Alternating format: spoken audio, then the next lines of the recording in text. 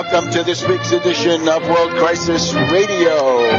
This is Webster Tarpley coming at you from Washington, D.C. This program now being recorded on the afternoon of Friday, January 16th, 2015. We have many important developments, but let's go into one of the most important here right off the bat. The current world situation cries out for leadership, for people who know what to do. Intellectual courage, moral courage, and all the rest. Physical courage comes in handy too from time to time.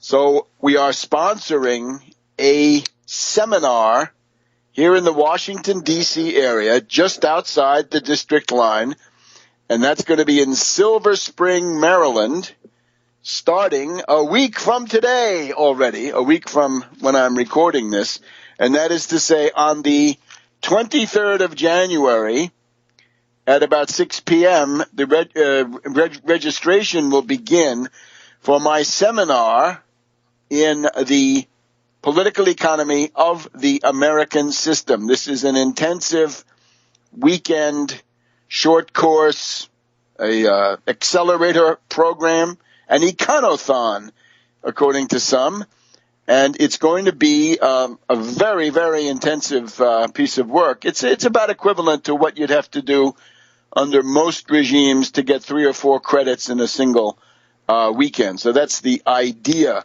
If you're going to come, you should certainly read Surviving the Cataclysm, Your Guide to the Worst Financial Crisis in Human History. It's probably a good idea to read Plato's Republic, especially Book 7 of Plato's Republic. And if you pre-register, which we're asking you to do, you must indeed pre-register, please send an email to Tax Wall Street Party, all together, nothing in between, at gmail.com. Tax Wall Street Party at gmail.com. And you'll get the full information. In other words, there'll be a pre-registration process, and then you'll find out everything you need to know about this. So it's going to be in Silver Spring, Maryland, starting at about 6 p.m. a week from today, 23rd of January, 2015. And here's the setting for this. We've had Belarus putting in capital controls and exchange controls, a 30% tax on flight capital. We've had Russia in the middle of December installing informal but quite effective capital controls and exchange controls. Just yesterday, we've had a tremendous earthquake, a tsunami in the international currency markets. The Swiss franc has been upvalued, first by about 30%, and then it sort of leveled off at about 15% up compared to the euro.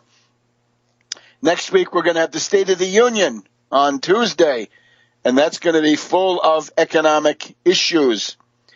Next week, we're also going to have the European Central Bank, Draghi, announcing what is I think, a pretty desperate bid to stave off deflation in the form of quantitative easing for Europe. At least €500 billion will be thrown away, really, down the rat hole of toxic derivatives. And then in the middle of all that, you've got the Davos meeting, the Magic Mountain. The international financial elite goes to Davos next week. My proposal to you, don't go to Davos. You want to learn something about the world economy, come to Silver Spring. Silver Spring, not Davos, next week. And by the way, how embarrassing for those Swiss finance oligarchs, among with everything else going wrong. The hotel that they built to cater to the Davos set, the Golden Egg Hotel, international luxury hotel for plutocrats, oligarchs, and parasites in Davos, has gone bankrupt because they could only fill it during the Davos meeting. And then, of course, after that, on the 25th of January, the Greek vote. For the first time, an anti-austerity, anti-IMF, anti-ECB, anti-European Commission regime, government in Europe. We'll hear something about their program in just a minute. And then after that, there'll even be the U.S. Federal Reserve on the 28th. So we are in the middle of a season of economic upheaval. You've got to know what to do.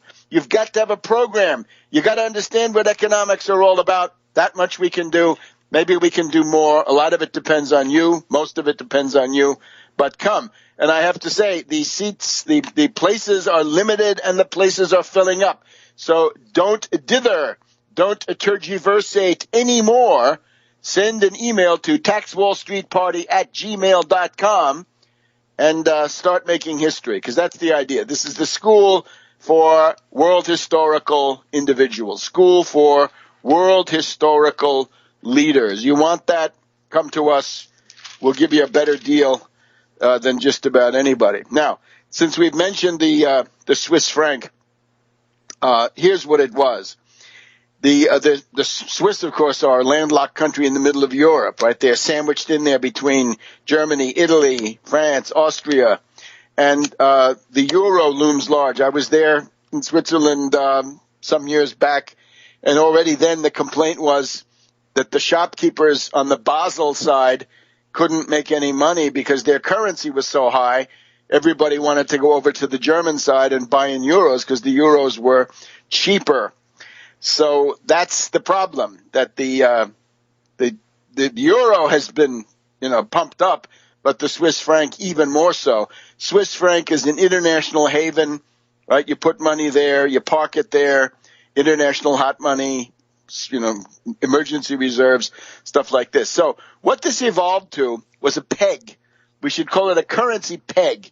It has been called a cap, but in practice it's a peg. And it simply meant that the peg was that a Swiss franc was going to be equal that the euro was going to be equal to 1.2 Swiss francs. And the idea was if it got to be more than that, if it got to be 1-to-1, or if the Swiss franc got ahead of the euro, then that was going to be terrible for Swiss export industries. What do they have? Precision optics, precision machinery, certainly watches, right? All kinds of watches, from the very expensive down to the swatches in the lower part of the market. And then you do have chocolate, you have tourism, you have a bunch of other stuff. But mainly it's banking. It is the Zurich banking center. They were the bank for Genoa. Just take a look at the map at a certain point, right? There was kind of a banking satellite of the Genoese. And, of course, Geneva, Zurich, all of these places, right, associated with banking. So the problem was now, as we've reported on this program, Mario Draghi, the Goldman Sachs alumnus who runs the European Central Bank, is planning, as I said, about €500 billion of quantitative easing. And that's a code word for buying up toxic, rotten, bankrupt derivatives and trying to support the banking system that way. We've had 3 rounds of quantitative easing here. Has not worked. A lot of money printed and thrown out the window.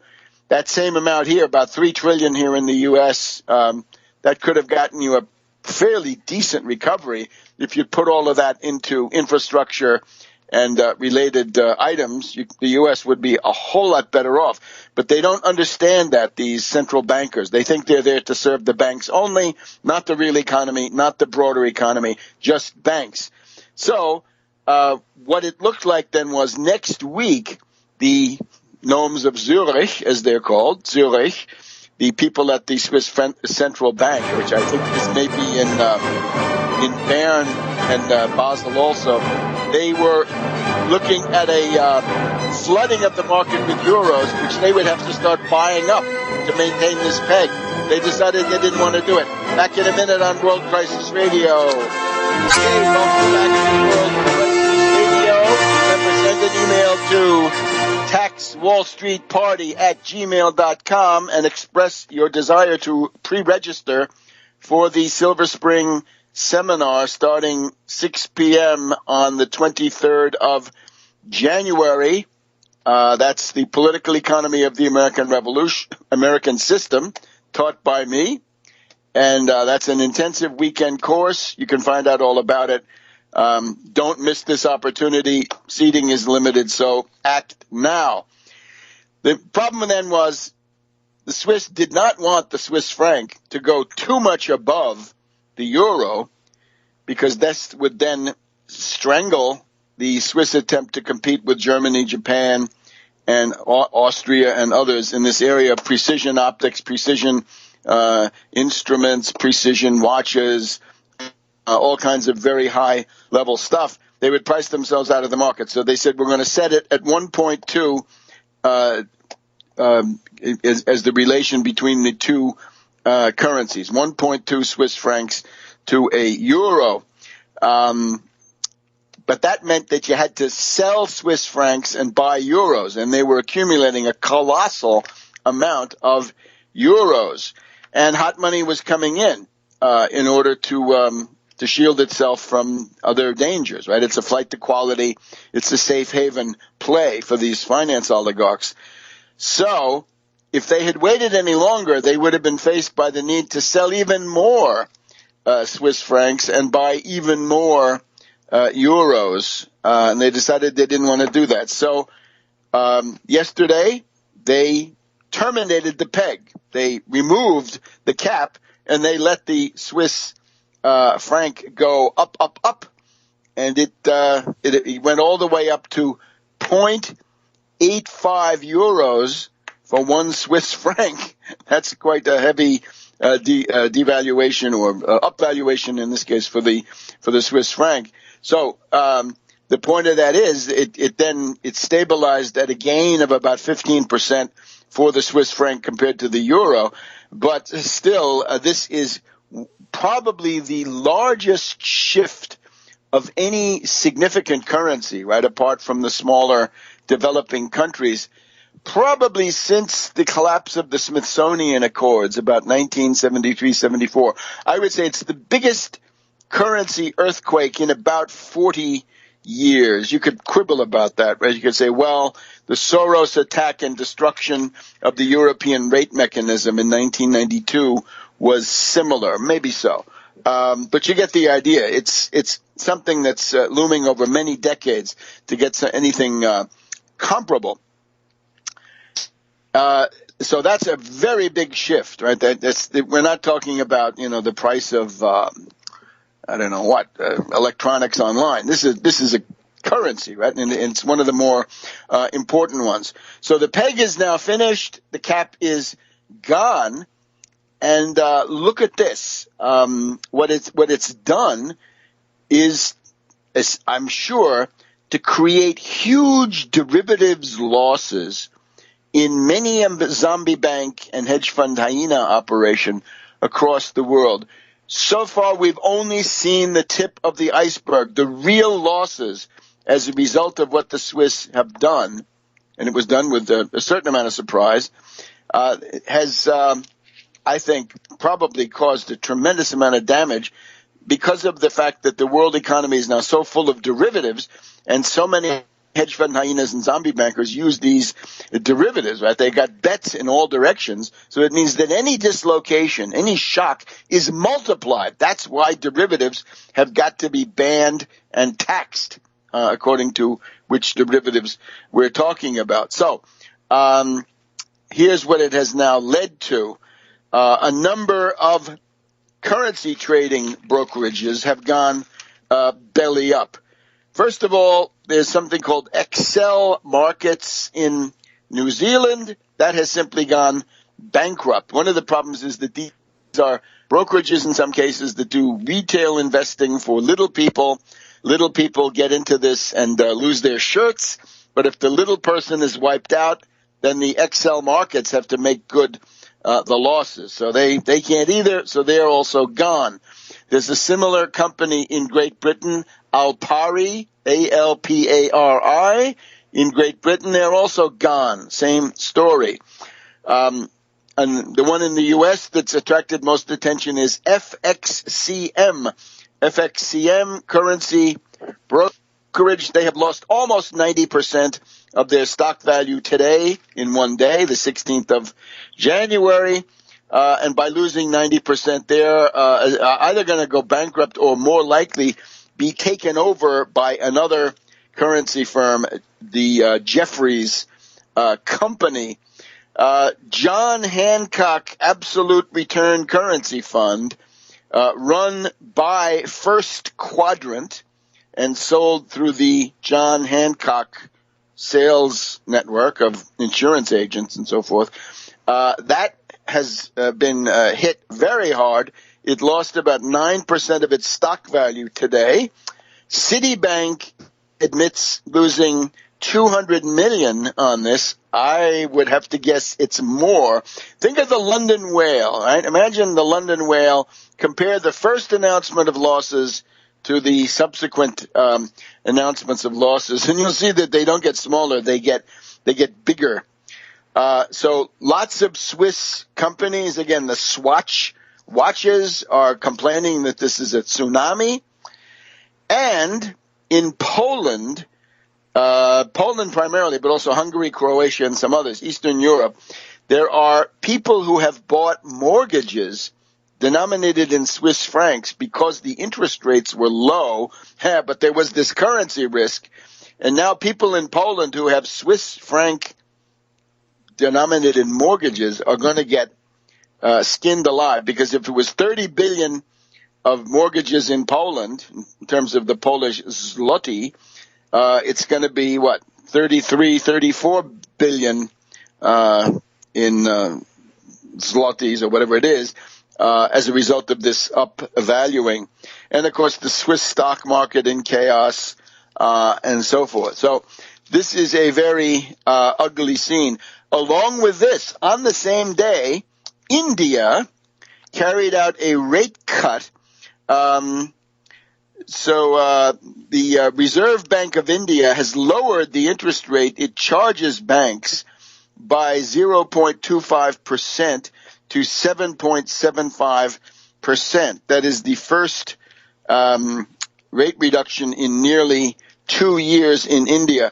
Switzerland has also gone to more negative interest rates. You want to park your money in the Swiss bonds, for example? Well, that will cost you minus 1.25% per year, up from, I think, 0.25. So another whole percentage point that they're going to carve out of the amount that you deposit there. That's a huge dislocation.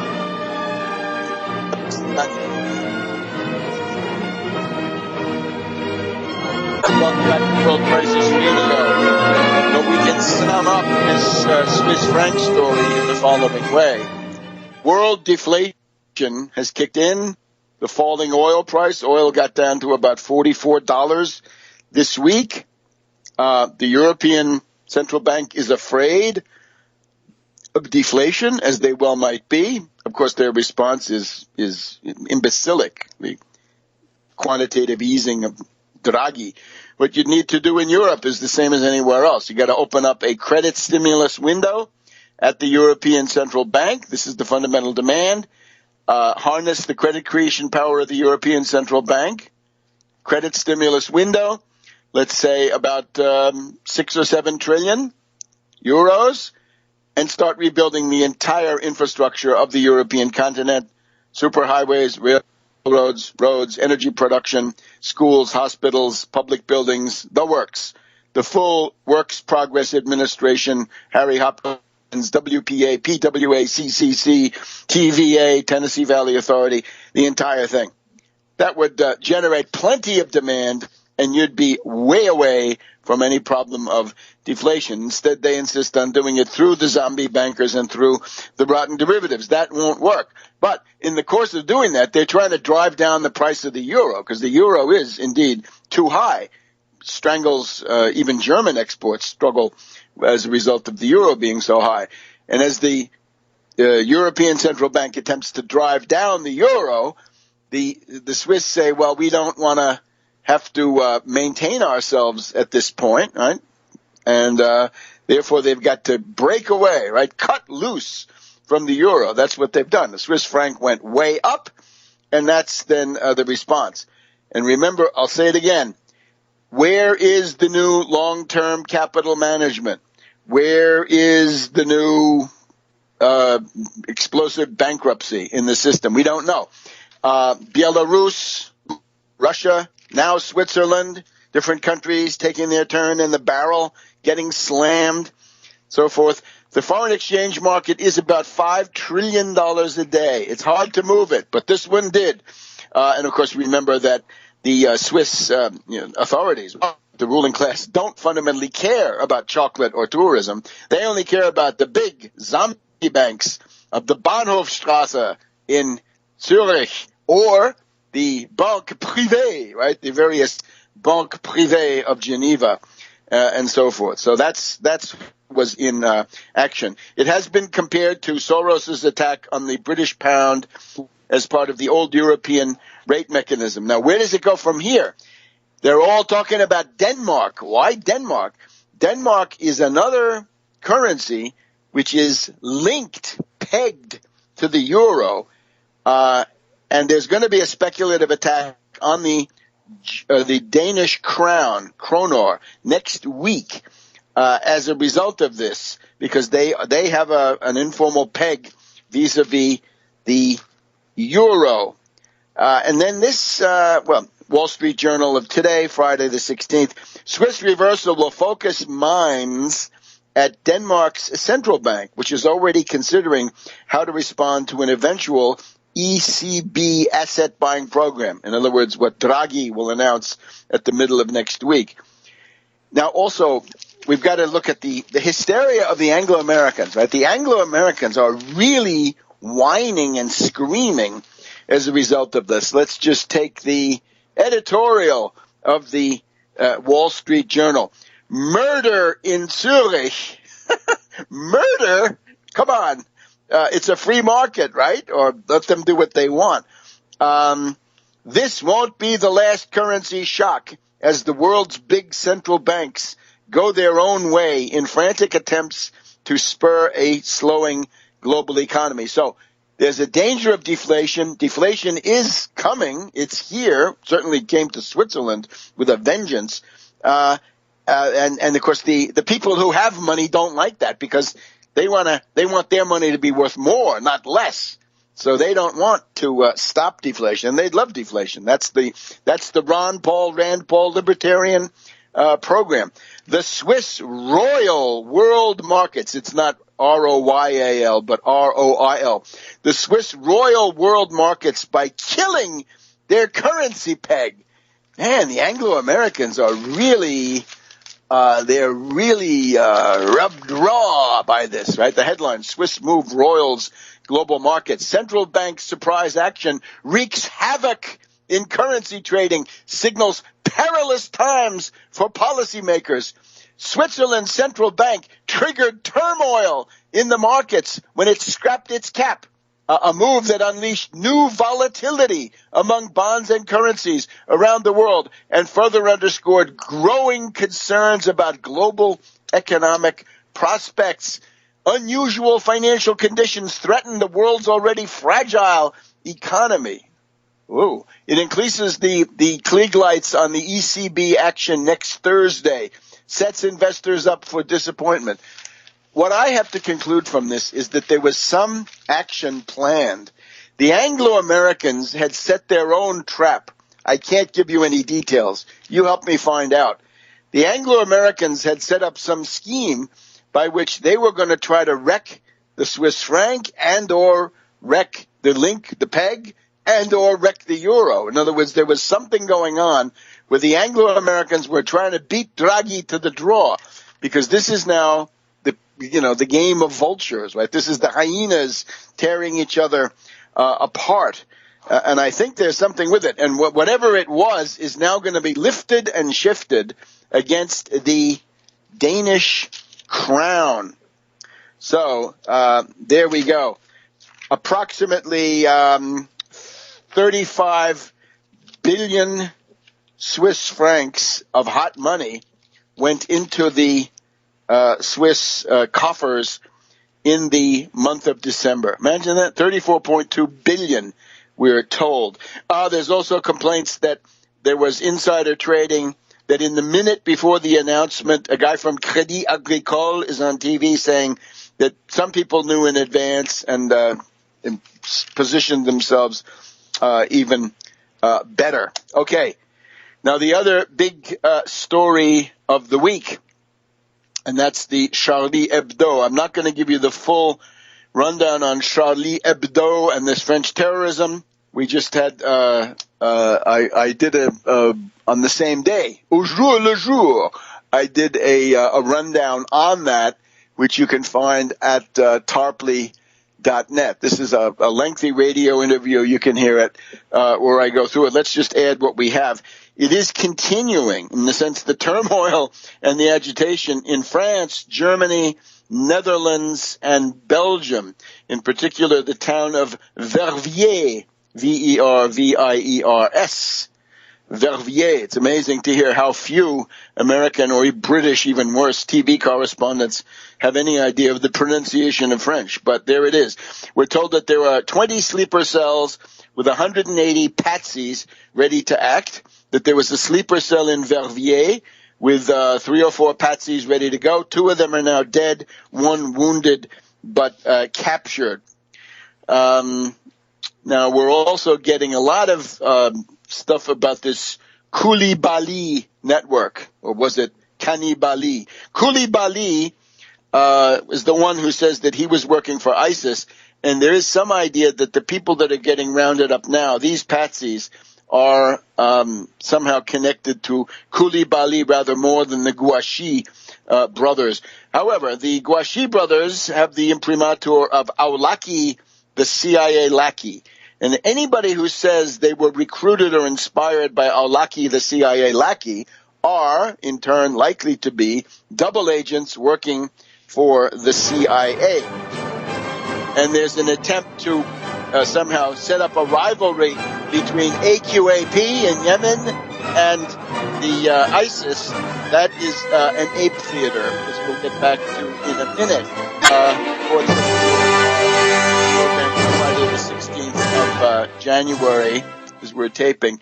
Remember, very little time left to send an email to taxwallstreetparty@gmail.com and say that you want to pre-register for this upcoming seminar. I hope a great intellectual event, because others will be contributing too.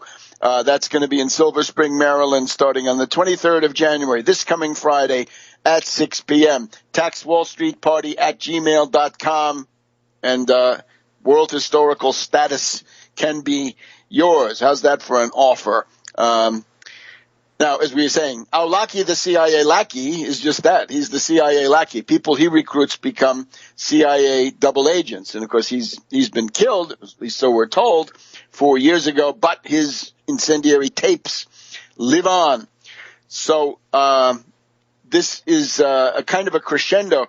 You have to ask yourself, why? Well, the why is sort of what I was saying here at the beginning. The entire financial system and world strategic situation, I think, is tending to get out of the hands of the Anglo-American zombie bankers, Wall Street, City of London, and so forth, when we have things like Belarus taxing flight capital, Russia breaking the rules and putting in informal exchange controls and capital controls. The Swiss somehow have stunned the Anglo-Americans. There's more to this, right? What the Swiss have done, the hysteria, the rage of the Anglo-Americans. It's not just a currency revaluation. The State of the Union, things will be going on there. Draghi, will it work, right? The QE that he's coming up with. The Greek vote, that's a big one, right? That's a direct political challenge. That's what they fear most, and so forth. And then this constant, what can we say? The water torture, right? Radio Shack is going to be bankrupt. The principal casinos of Atlantic City are bankrupt. Caesar's Palace in Las Vegas is bankrupt. These are strange straws in the wind. So there it is. In particular, I think the people behind these terror attacks, in other words, terrorist controllers, right? The people who steer the moles, the patsies, and the technicians, they want to put a chill on political activity, political protest. One example, out of the state of Ohio, we're getting a parade of psychotic patsies, FBI patsies, people who have been quite obviously worked on, duped, manipulated by fast-talking FBI double agents, right? Entrapment agents. And the idea is that out of Ohio, we're getting this parade of patsies who are all angry at the Republicans, angry at Boehner, angry at the reactionaries who run the House of Representatives and now indeed the Senate. So we have Boehner's bartender, right? Bartender Mike, who calls Boehner's wife and says that he was the bartender and that he had had plenty of time, plenty of opportunities to administer a Mickey Finn to Boehner, and he wished he had, but now he was going to come and attack him otherwise, right? So in other words, a completely mentally impaired, psychotic individual. So that's one, and then they round him up. And then the second one is this other guy, another character. This one has converted, he says, to Islam. He's a supporter of ISIS, and he's also, in his case, you can see very clearly the FBI provocateur who writes all this stuff down. It's aspirational. It's aspirational in the sense that he's nowhere near being able to do it, but he shoots his mouth off, and that's enough. So now we have these two cases, right? We have bartender Mike, and we have this other guy who converted to Islam, both of these Ohio patsies. What's the result of that? Suppose you want to go and have a demonstration, down with Boehner, down with the Republicans, and watch out for Congress. Aren't you chilled? Yeah, I think you're chilled. So I think that's what it is. And that's the general idea of this entire terror spree, is to do that in regard to Syriza and Alexis Tsipras winning the Greek election. And the point of that is, when Syriza wins, I know, of course, Goldman Sachs says that Samaras, the reactionary austerity ghoul of the IMF, they say he's going to win. Well, maybe not, probably not. We think Syriza is going to win. We want you to go out and vote for Syriza, by all means. Any person of goodwill, help them any way you can, with your vote, with your money, with publicity, anything you can do, do it. And when that happens, there's quite likely to be a labor upsurge in Europe. In other words, the long-suffering European labor movement, the unions in Europe, which are, at least on paper, still formidable organizations, they might now say, okay, enough is enough. If the Greeks can do it, we can do it too. So the idea is that what you're doing is chilling that response in advance, right? You're trying to suppress a mass strike upsurge before it happens. Now, let's also just go back. The principal reasons for the Charlie Hebdo. It is the interview given by Hollande to France Inter, the 2 days before, that is to say on Monday, January 5th, Hollande had proclaimed to France Inter that he had been in contact with Putin, that he had talked to Putin about the status of Crimea and Ukraine, that Putin is not going to annex the eastern Ukrainian cities Donetsk, Lugansk, and these areas. That is not Putin's goal, he says Hollande. The goal of Putin is simply to be important and to prevent these areas from becoming part of NATO because they're too close for comfort. And the most important single statement, Hollande says, the sanctions against Russia must end. If Russia is willing to show signs of progress, the sanctions must end. He also says he does not want to invade Libya. There's a group around General Puga, P-U-G-A, in the French General Staff. They do want to invade Libya. And the aircraft carrier Charles de Gaulle is now steaming, we hope, towards the eastern Mediterranean, not towards the Gulf of Sidra and Libya. No, not there. Go and have a go at ISIS. That's fine, but not Libya. Not at this point, anyway. And then there was this question about Greece, right, where Merkel and Samaras had been on a hysteria line, big scare, propaganda of fear campaign against Syriza. If you vote for them, it'll be chaos, it'll be the end of the world. And Hollande says, well, the Greeks should vote for who they want, and we hope they'll maintain their international obligations. The result of this is that it has succeeded. They were supposed to be at Astana in Kazakhstan on the 15th, yesterday, by the calendar. There was supposed to be a summit with Hollande, with Merkel, with Putin, and with Poroshenko of Ukraine. And that has not happened, to the best of my knowledge anyway. There has been no summit of Astana. The fact that there wouldn't be one was announced by Merkel on that Sunday, right, the same day with that procession and all the stuff about that. Merkel was there, and she apparently extracted from Hollande the idea that the conditions were not ripe to have that meeting. That meeting was going to be, I think, a turning point against the sanctions regime. In other words, a repudiation of Kerry and Obama and their sanctions against Russia. But the meeting has not happened. So it's a success. Now, remember, this is geopolitical terrorism. I'm afraid I have to advance my contention that I very well may be the world's leading expert in this matter, right? Going from the Moro case of 1978 down through 9/11 synthetic terror made in USA down to the present day. Geopolitical terrorism is how NATO disciplines its alliance. Remember General de Gaulle? He bucked NATO, 30 assassination attempts. Aldo Moro was going to detach Italy from the Western Bloc, or indeed overcome the division into blocks. Kidnapped and murdered, 1978. Even this Breivik affair, the Breivik affair had to do with the bombing of Libya. Norway was going to drop out. If Norway dropped out, Holland was going to drop out. So Breivik kills the sons and daughters of the ruling party. And now Hollande says on Monday the sanctions must end, and Wednesday Paris explodes into terrorism, and it's still going on. And whenever you see things in Belgium, Netherlands, elsewhere, the smaller NATO states are being disciplined. Back in it. Welcome back to World Crisis Radio, our second hour here. And we want to keep up with events in Greece. All eyes, the entire attention of the world will increasingly be fixed on Greece as we go towards the elections, parliamentary elections on, I guess it's Sunday, the 25th of January. Now, we got a very good report from Michael Chiotinis in Athens last week. I just want to remind people how important this was.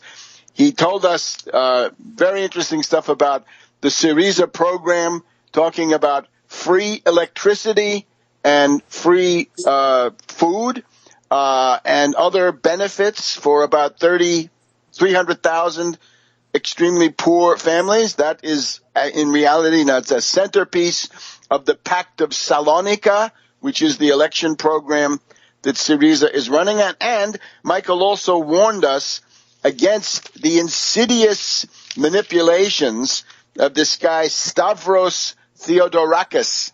And Stavros is the head of this party called The River, or Potami. He says he calls it the river because his program is so clear and limpid. But in reality, as soon as I finished this interesting interview last week, I looked at Bloomberg, and there's Bloomberg News, right? Wall Street in person, saying the kingmaker in the election is going to be Stavros Theodorakis. So ahead of the news here with the help of Michael Chiotinis. So, Michael, welcome. What's happening? Tell us how you see it. Hello, Webster. Thank you for having me. Well, the thing is about the river, this river. I'm warning against it since the first time that he appeared on the public arena, really. He presented this party, the river, alone, just himself. He very much reminded me of Mussolini, really. I'm sorry. No, you're right. Absolutely. And I was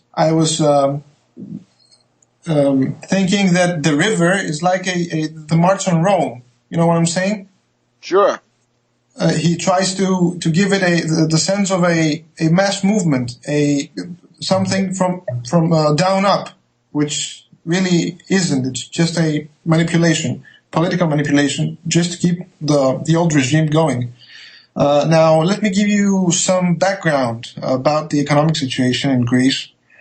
You probably heard about 27% unemployment and 65% youth unemployment. Well, those figures are an underestimation. Right. Real unemployment, I think, is about 35%, because they don't count. Unemployment, as it seems, doesn't count people discouraged. They don't count people working for 1 day each week. They don't account for people who work in a completely different line of work than what their real skills are. So real unemployment, also a very big percentage of people are working on the minimum wage. Let me tell you, if you don't believe me. There's some crazy things happening, and I know they might sound a bit far-fetched, but they really aren't. Craziness, ruthlessness has been ruling for the last 5 years in Greece. Now, the thing is, besides the economic situation, the unemployment, we have certainly the most important problem is the demographic crisis. We have population actually decreasing. We're talking now about a Western developed, or formerly developed anyway, economy, Western economy, with 11 million people population, and in spite of immigration coming in, population is actually decreasing, because we have no births. Births have fallen about 50%. That's very sad. People are not allowed, actually, they're not able to form families, to create, to raise children, to have children. They don't dare have children. And we have immigration going out, actually. We have highly educated Greeks migrating to other European countries and the US. My figures is 150,000 highly educated people to 200. 150 to 200,000 Greeks. We're talking about 11 million population. Now, let's talk a little about the Salonika program, the program Syriza is running on. Now, I'm telling you, it's really modest, to say the least. It's actually a very small, really half measures. But the thing is that in such crises, half measures are certainly a start, but they are enough, certainly, to cause a hysteria by the system, by the regime ruling Greece. Now, let's see here about, the program. So, first of all, we have intention with dealing with the humanitarian crisis in Greece. There's they talk about free electricity for 300,000 households. Also food stamps for the first time in Greece. We never had food stamps as a social measure. Also, again, for 300,000 households. We have a small pension increase for very small pensions, and especially for people who are disabled, which is very important. And we're talking about only 150,000 pensions, disabled pensions, something like this. We're talking about rent subsidy to help 30,000 homeless families to get back in an actual home. We're talking about free healthcare for the unemployed and also medicine, free public transportation for unemployed, and people under the poverty line. we're talking about a tax cut on diesel consumption, heating diesel, actually, for people who use diesel as for heating their homes. And let me say here, we had a case of, because people are unable to buy heating diesel, we had a sad case of students dying from carbon monoxide poisoning because people all over the country are trying to burn anything they can get their hands on to heat their homes. Now the second big group of measures is concerns restarting the economy. Now let us see a little bit about this. What Syriza is saying on this. We see here putting an end to legal persecutions and things like bank account confiscations, salary confiscations for debtors, for people who have huge debts to the government. Hang on, Michael. We'll discuss this in the second segment. Hang on. Stay on the line. We'll be right back on World Crisis Radio with the Salonika Compact. Welcome back to World Crisis Radio. We're getting a rundown from Michael Chiotinis in Athens as we go towards this landmark Greek vote on the 25th of January. The Salonika Compact, the Salonika program of the Syriza election formation. First pillar is the humanitarian crisis. The second one we're just going through is protecting the economy so you can't be thrown out on the street for tax problems. I believe they've got the first 12,000 euros are going to be tax-free. That's essentially the reform of the tax system from the bottom up that we here have also demanded. And I think you've also got, if you've got a house, your primary residence will be not taxed. You won't have to pay these huge real estate taxes. So, Michael, please take it from there. We have to say here that people these past years, couldn't pay their taxes or debts to the government, were actually stopped by being able to do business. And what Syriza is saying is that they should be able to do business. They should be able to come to an agreement about how they're going to pay, and then they can restart doing business. They start their economic activity. Producing, providing services, hiring people. Right. Now, someone might ask, what's so brilliant about that? I mean, you think that the IMF-imposed regime didn't want economic activity to occur? Well, it's actually not a matter of brilliance, as I see it. It's actually a matter of intentions. And what are the intentions of a government? And the intention was actually, in my opinion, to confiscate wealth. It wasn't a case of creating economic activity through this IMF regime. It was actually wealth confiscation. And I don't know what they were going to do with all this real estate. And maybe securitize it, sell it abroad. I think Steve Forbes wanted to come and buy the Parthenon, didn't he? Anyway, yes, but we're talking about private property here. Okay, right. There's a whole program of selling public assets, but we're talking here about private property being confiscated for debts, and I don't know what. Securitize it, sell it as collateral for liquidity. I have no idea. God knows what derivatives. I don't know. But people weren't allowed to do business with this regime, and that's, I think, interesting.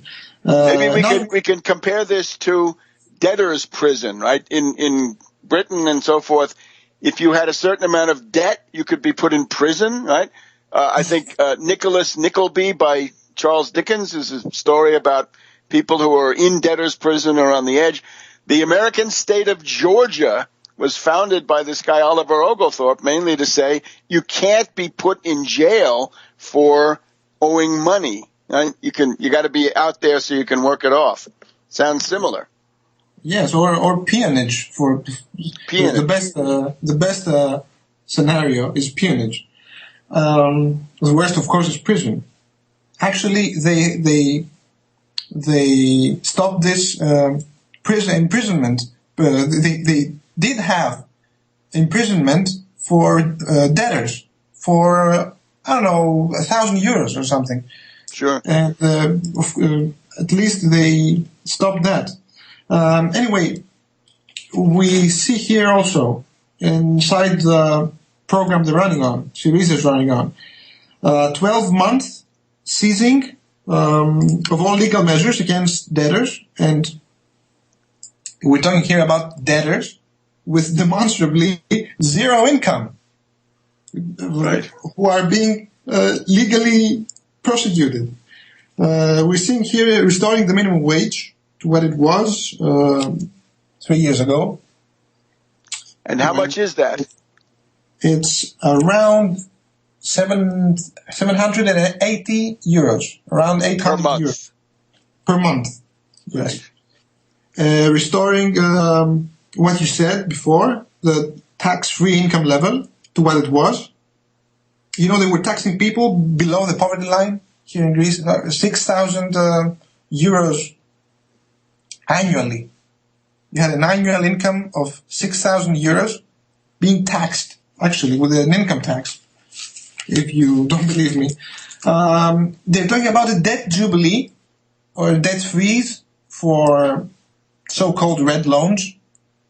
You call a loan or a mortgage red. You say it's red when the debtor is behind in payments, at least 3 months or 4 months. I don't know exactly. In arrears. People that are in arrears if there's several payments behind. Yes. They call it red loans. And red.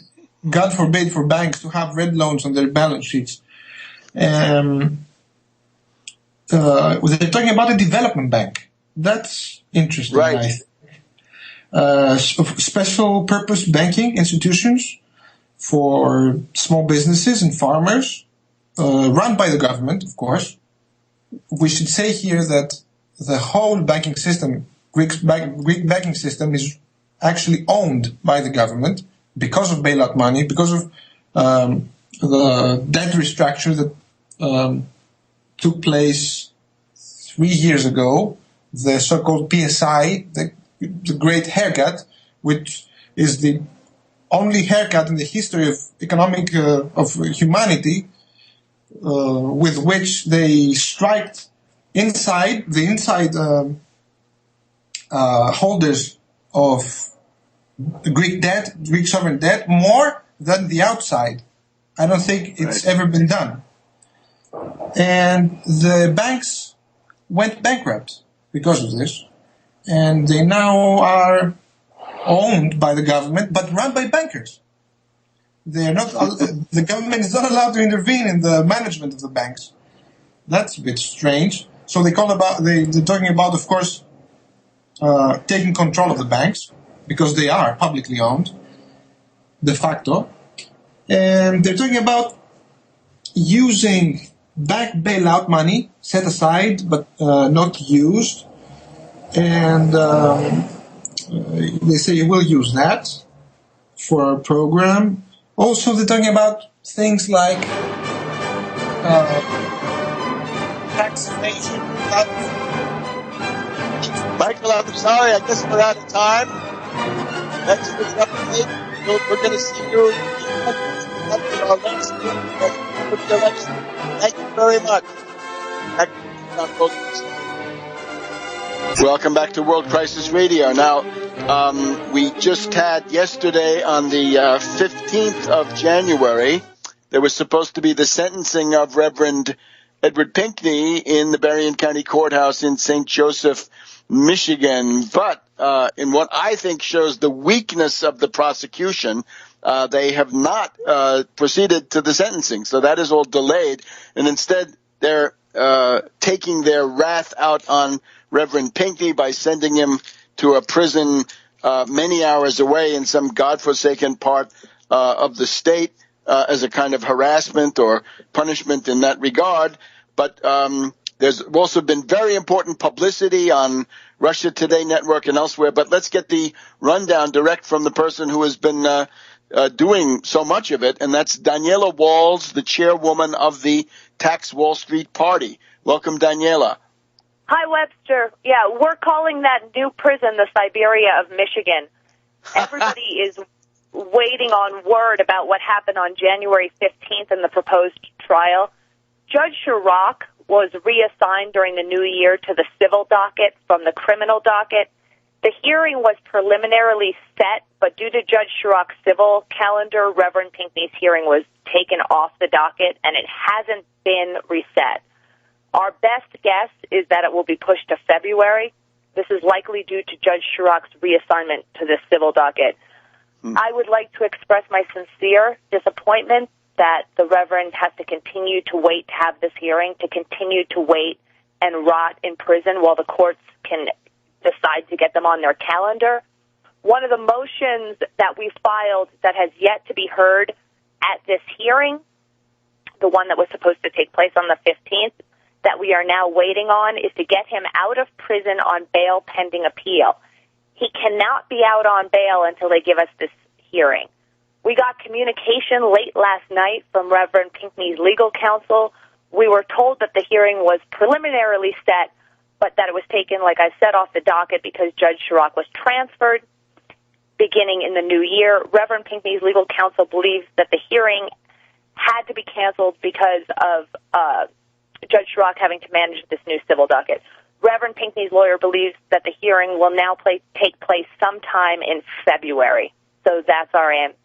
That's what we're waiting for. I will be providing weekly updates so that the audience knows exactly as much as his central legal team knows.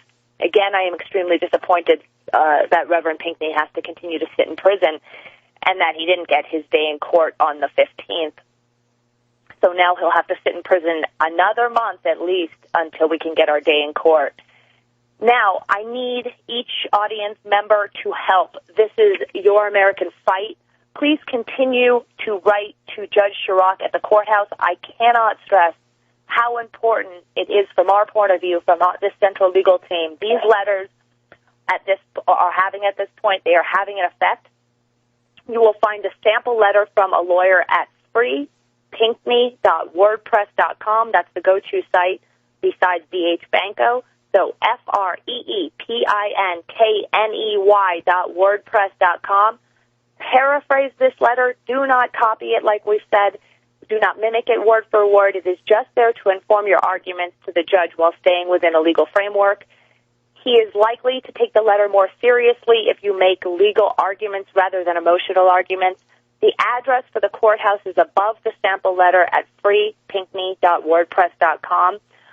I have gotten word that activists are writing to Judge Chirac's home. Do not do this.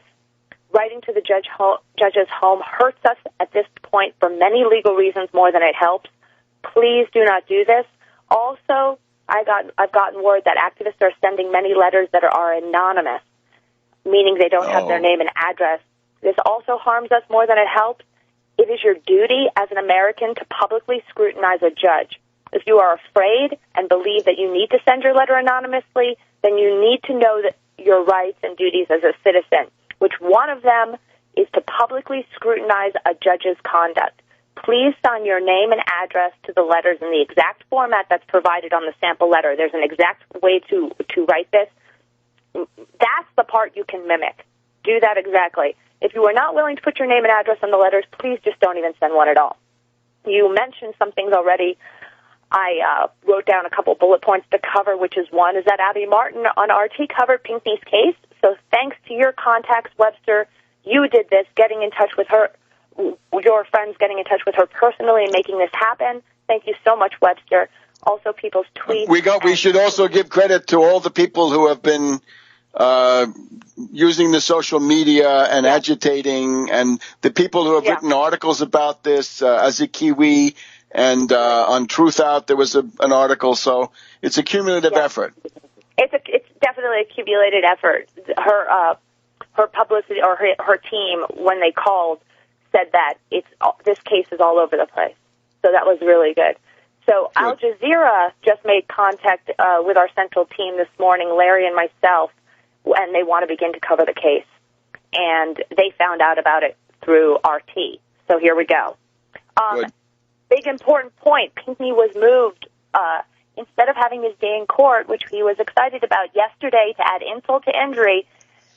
Berrien County and Judge Chirac are engaging in petty harassment, like you said, late on the evening of the 14th, before what he thought was going to be his day in court. They moved Reverend Pinkney an additional 6 hours away to that prison that we said in the very beginning was the Siberia on the northern Michigan border.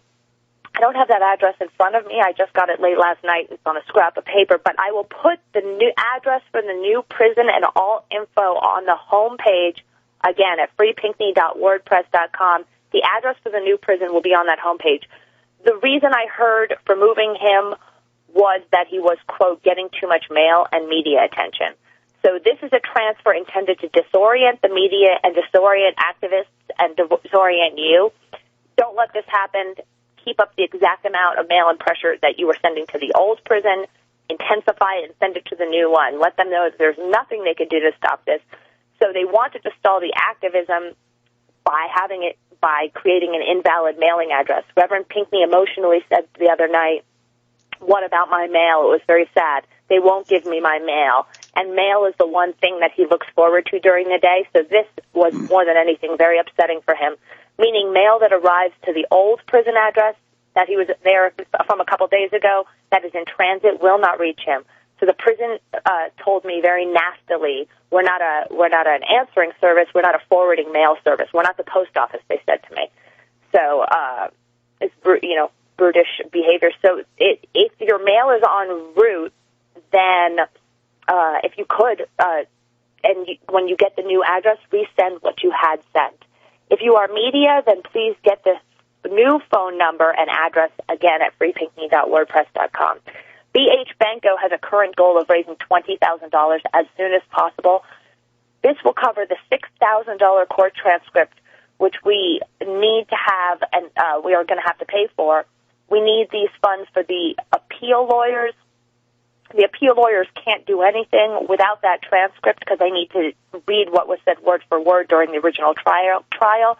We need this money to post bond if they decide that he can be released in February pending appeal, and for the appeal process itself. So I must stress the importance of donations to bhbanco.org.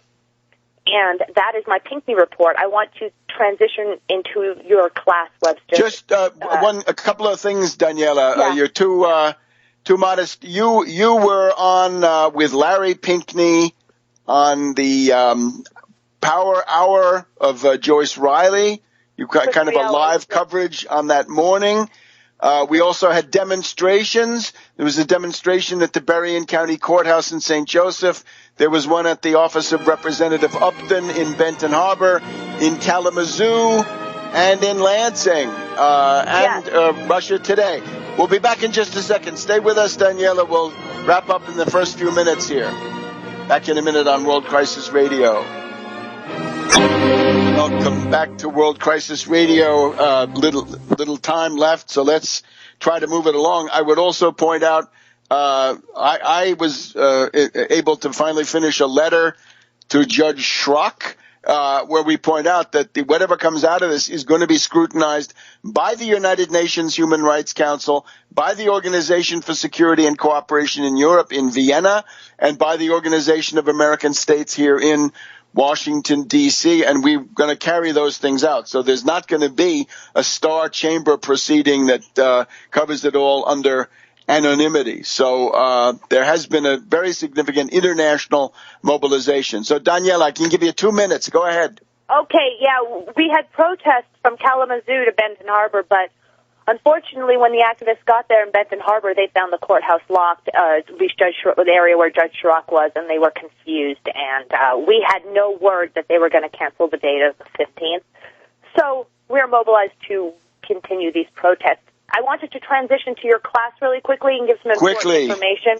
Okay, so this is going to be coming up very soon. It's on Friday, January 23rd, and goes until the 25th. Following the class, we're going to celebrate the wrap-up with a wrap-up party at our D.C. locals house, watching the election results come in for the Greek elections, where hopefully the Syriza party will take power. This is going to be a fun, fortuitous blend that we'll have have at the end of an intensive weekend course. Let's see, participation is limited, seating is limited, and the class is next weekend, so I need you guys to get into gear. If you're planning on attending, you must pre-register with the Tax Wall Street Party at taxwallstreetparty@gmail. Somebody from the party will give you the address and expedite the process of attending with you. Please include your telephone number. We need your telephone number and email when registering, so I can talk to you and we can expedite the process. The most important thing we need is your phone number. And I want to say quickly, this class is serious, not for the idly curious. This is for people who want to make a difference and become serious world historical leaders and offer an alternative to the current ruling class. It's going to be 16 hours intensive immersion, and at the end we're going to have a lot of fun. We need to pay for this space where the class is being held. In the last episode, I asked for party dues. We need all people of goodwill to start their $20 recurring party dues. The suggested amount, like I said, is $20. You can do that in the top left corner at taxwallstreetparty.org. We need to pay for the venue. This will cover all the intelligence that comes from you, like I said in the last episode, and the action that comes from us. There are so many fees that we need to pay for. Instead of scrambling last minute, we need dues. This way we can give more. So top left-hand corner, hit the recurring payment button when you put in $20, and this is a great investment. The Swiss franc went up 15% in a single day, heralding world economic depression. This is the year for economics. The Tax Wall Street Party is leading the charge here in America, and we need you to help fund this effort. We need you to come to the class, and that's what I got for today. So I will talk to you soon, Webster. Okay, wonderful. Thank you very much, and we'll be back next week. We will have a broadcast next week. We might record it a little bit earlier. Let's see how we do it. Okay, thank you, Daniela. Now, let me just wrap up. The Tax Wall Street Party. The Tax Wall Street Party makes history. I already discussed the growing influence, I would even say hegemony, of my analysis on this false flag stuff with the patsies, the Charlie Hebdo, above all, the why. It's not enough to go around with cliches, right? In particular, a lot of very lazy people who, as soon as something happens, they blame it on whoever their favorite target is, right? Some of them will say, well, the Israelis obviously did that, or whatever it is. In this case, if you simply repeat the cliches, you're going to be wrong, because the question is Hollande rebelling against the NATO discipline. But now let's look at the other ones. The big interesting one is we've been campaigning for the Wall Street sales tax. We got it on CNN the weekend before Obama's inauguration. Our candidates in New York City mayoral races in 2013, Wall Street sales tax. Candidates in Nebraska, in New York State, in the Bay Area of San Francisco, Wall Street sales tax, Wall Street sales tax. Lo and behold, Congressman Van Hollen coming forward. Chris Van Hollen, Democrat of Maryland. He was my congressman here until about 2 years ago when the gerrymander went through. But he's talking about a Wall Street sales tax. This is huge news. Wall Street sales tax proposed by essentially Van Hollen and Pelosi. It's obviously not exactly what I want, but here's what it is. 0.1% fee on stock trades. It's already in reality in the European Union. The Washington Post doesn't realize that this is not a consideration in Italy and other countries. the government is taking in billions of dollars of revenue as a result of the Euro Tobin, the European version of the Wall Street sales tax. So 0.1% on all stock trades. You know what we would say to that, of course. We want 1%, and we want stocks and derivatives as well as corporate and other private bonds. Junk bonds, absolutely, 1%. So according to the Washington Post coverage, and I think they're getting it off Van Hollen's handout, $80 billion per year. Think what you can do with $80 billion. The entire program that Michael Chiotinis was just talking about is about $12 billion to save the life of the Greek working class and the Greek population. $12 billion. Here we'd be getting $80 billion, according to these estimates, out of a Wall Street sales tax. They also want to do the following: increase the child tax credit from $3,000 to $8,000, $16,000 per couple. That's a step in the right direction. Savers bonus, a kind of a premium if you put some money away for your retirement. Reduce the marriage penalty. Start limiting the tax breaks for the top 1%. They are on their way to reaping $2 trillion. This is not the right way to go. So, in particular, stop allowing things that are really income to be taxed at other rates. If it's income, it needs to be taxed as income. It's an important reform. But the big thing, the Wall Street sales tax is now out there with Van Hollen and Pelosi for it. After 2 years of agitation by the Tax Wall Street Party, we've got this on the scoreboard. So I also would point out I tried to convince Anthony Brown, Democratic candidate for governor of Maryland, who didn't make it, and Peter Franchot, the controller of Maryland, the tax guy, tried to convince both of them. Didn't come out in the election last year, but now it's out there. They call it an action plan to transfer wealth from Wall Street traders to the heart of the middle class. Well, that's one way to put it. So this is the proposal. And the other thing we're interested in promoting, Petraeus must be indicted. Petraeus divulged top-level state secrets to his paramour, this Mata Hari operative, Paula Broadwell. This is unacceptable. The law has got to be the same for everybody, whether you're a general and the head of the CIA or whoever you are. I would ask these people, you're talking about prosecutions against whistleblowers? How about starting with a prosecution of somebody at the very top who ought to be providing an example, right? These other guys in the past, Deutsch and Sandy Berger, they've all been gotten penalties for taking documents and such stuff. Well, in this case, it's much worse when it's the head of the CIA giving these documents. And, of course, if you want to get to the bottom of Benghazi, go up the CIA chain of command, and who will you find at the top in September 2012? Well, you're going to find it was Petraeus. So on these people, the growth of the momentum of the Wall Street sales tax, it's there. Grab a hold of it with both hands and your teeth and start pushing that down the throats of those reactionary Republicans. Let them tell us why they want to cut Social Security disability by 20% and they refuse to tax Wall Street income. We're going to tax Wall Street turnover. See you next week on World Crisis Radio.